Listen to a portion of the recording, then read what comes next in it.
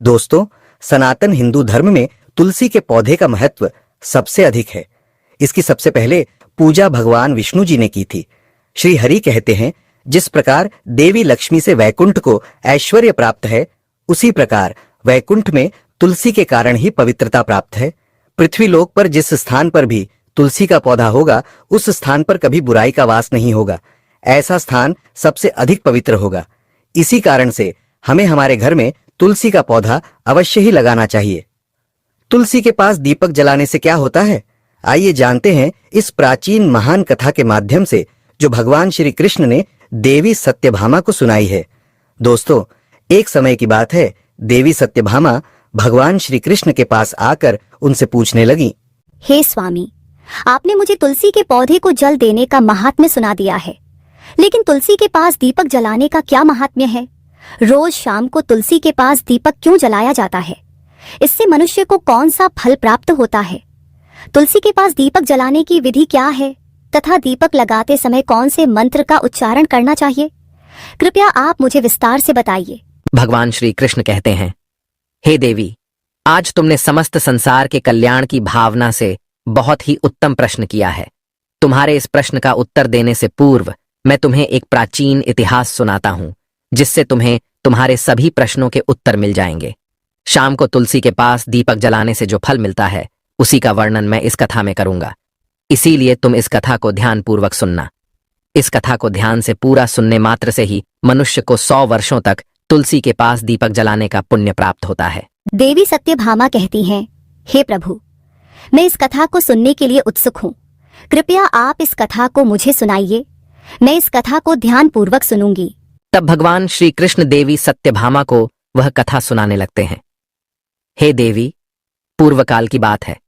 दक्षिण दिशा में तुंगभद्रा नाम की एक बहुत बड़ी नदी है। उसी नदी के किनारे हरिहरपुर नाम का एक अत्यंत सुंदर नगर बसा हुआ है। उसी नगर में हरि दीक्षित नाम के एक ब्राह्मण निवास करते थे। वे अत्यंत गुणवान, चरित्रवान, धर्म कार्य करने वाले तथा वेदों के मार्ग पर चलने वाले थे। उन्होंने समस्त शास्त्रों का अध्ययन किया हुआ था। उसी ब्राह्मण की एक पत्नी थी, जिसे लोग दुराचारा कहकर पुकारते थे, क्योंकि उसके कर्म ही उसके नाम के अनुसार थे। वह सदैव ही अपने पति को अपमानित करती थी, अपने पति के लिए कुवाच्य कहती थी, पति को भयंकर दुख देती थी, पति के लिए कभी भोजन नहीं बनाती थी। उसने अपने पति के साथ कभी शयन नहीं किया, कभी उसके साथ प्रेम से व्यवहार नहीं किया।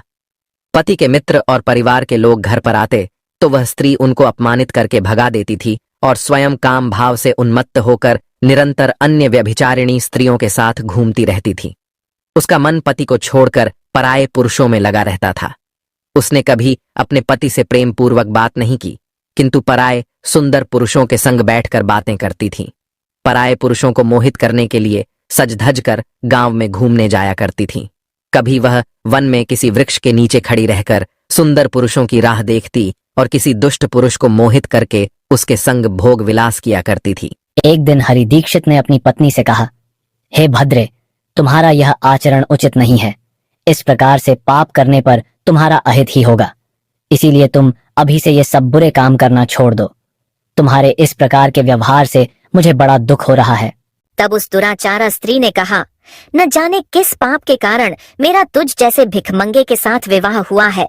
लगता है पिछले जन्म में मैंने पाप ही किए होंगे, इसी कारण से मुझे ऐसा गरीब पति मिला है। तू मेरी कोई भी इच्छा को पूर्ण नहीं कर सकता। मुझे विवशता के कारण तेरी इस झोपड़ी में रहना पड़ता है, भिक्षा में लाया हुआ भोजन खाना पड़ता है। अब और अधिक मैं इस कष्ट को सहन नहीं करने वाली।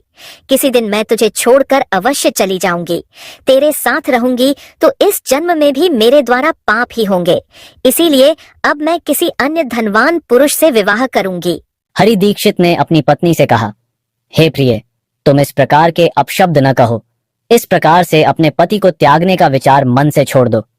जो स्त्री अपने पति को त्याग कर पराये पुरुष के पास जाती है, उसका अहित ही होता है। उसे नरक में जाना पड़ता है।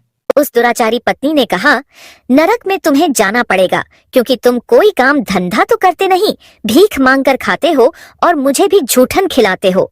पत्नी को दुखी और असंतुष्ट रखने वाला पति भी नरक में ही जाता है, और तुम्हारा घर कोई नरक की सजा से कम नहीं है।